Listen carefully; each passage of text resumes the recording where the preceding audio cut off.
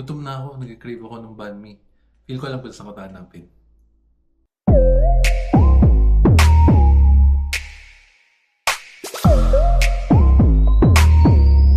So it's 3 p.m.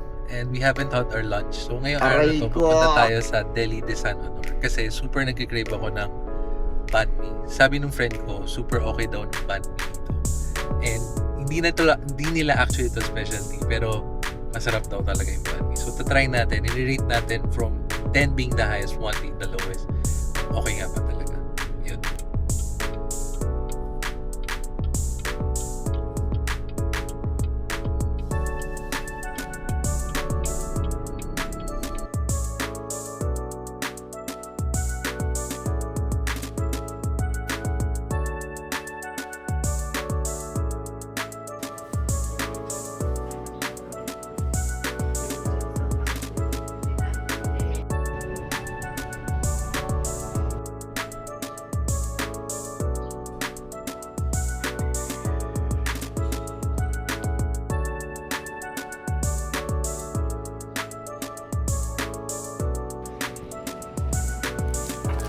Ang ina, pangako ko sa sarili ko to.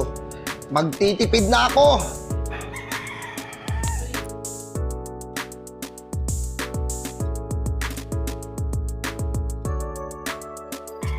Banh mi.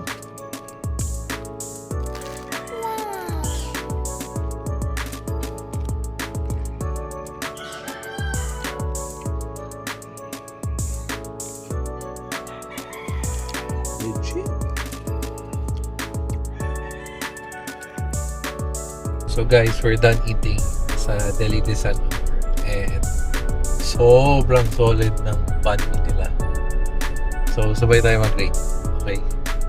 1, 2, 3, 9. Okay. So 9 talaga ang banh mi nila. Solid.